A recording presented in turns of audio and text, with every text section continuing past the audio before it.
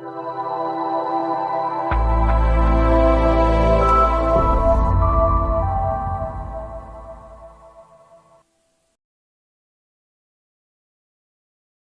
नमस्कार।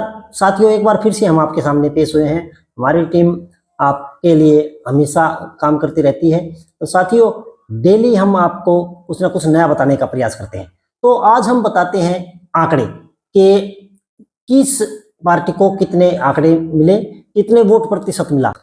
तो साथियों भाजपा ने हरियाणा विधानसभा चुनाव में 55,48,800 वोट लिए, जो कि 39.94% बनता है। और इस हिसाब से भाजपा ने 48 सीट यानी कि 48 सीटों पर विजय पताका फहराई और सरकार बनाने के लिए पूर्ण बहुमत जुटाया। तो वहीं कांग्रेस में क्या कमी रही? लगभग बराबर वोट लिया है कांग्रेस ने भी। कांग्रेस वोट शेयर में ज्यादा पीछे नहीं है। वोट शेयर कांग्रेस का भी लगभग इतना है। कांग्रेस का वोट शेयर है 39.09%। तो कोई ज्यादा फर्क नहीं दिखाई दे रहा, लेकिन सीटों में काफी पिछड़ गई। तो साथियों कांग्रेस ने 54,30,602 वोट प्राप्त किए। कांग्रेस ने 37 सीटें प्राप्त की और भाजपा ने 48 सीटें प्राप्त की। तो निर्दलीयों की बताएं तो निर्दलीयों ने 11.64 के परसेंटेज के साथ 16,17,249 वोट लिए और 3 सीटें जीती।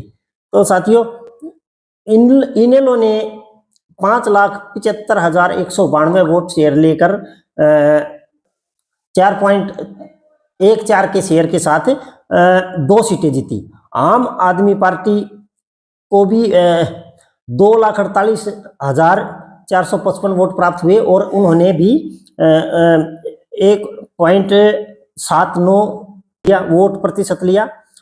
जननायक जनता पार्टी 1,25,022 वोट लेकर 1% का आंकड़ा भी पार नहीं कर पाई। 0.90% के साथ वोट हासिल किया। नोटा को 53,300 वोट प्राप्त हुए। अच्छा, इसमें कहानी आती डिफरेंस क्या रहा कांग्रेस की हार और भाजपा की जीत में। भाजपा कहीं भी दिखाई नहीं देती थी, टीवी चैनल या सर्वे में इस स्थिति में दिखाई नहीं देती थी। तो साथियों यह क्या कमी रही कि कांग्रेस इतना पिछड़ गई? कांग्रेस ऊपरी तौर पर दिख रही थी कि यह सरकार बनाती हुई नजर आ रही है, लेकिन उनकी प्रबंधन में बहुत सारी कमी आई। उनका प्रबंधन खराब था, उनकी मैनेजमेंट खराब थी। नेताओं का अति उत्साही होना भी उन्हें ले डूबा। नेता इस फिराक में घूमते रहे कि हमारी तो सरकार बन रही है, और वो काफी मतलब उत्साहित दिखाई दे, अति उत्साहित दिखाई दिए और नैया डुबो दी। राहुल गांधी ने भी अब की बार चुनाव प्रचार में वैसे कोई कमी नहीं छोड़ी। उन्होंने रोड शो किया और जनसभाएं भी की। प्रियंका ने भी जनसभाएं की, लेकिन वो चीजें काम नहीं आई।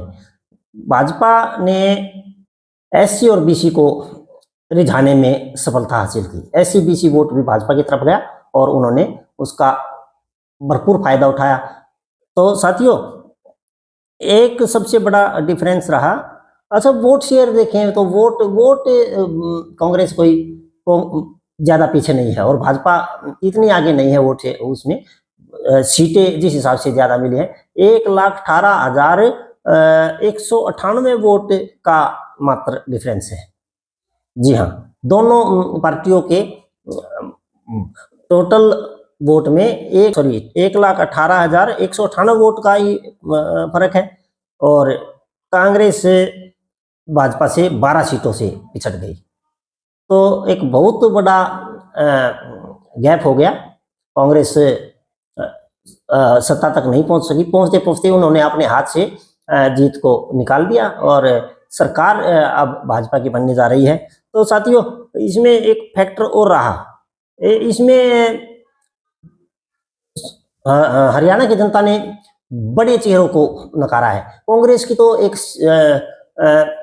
सभी पुराने विधायकों को टिकट देना, इसका खामियाजा कांग्रेस को भुगतना पड़ा। कांग्रेस ने 15 सीटें गंवाई हैं।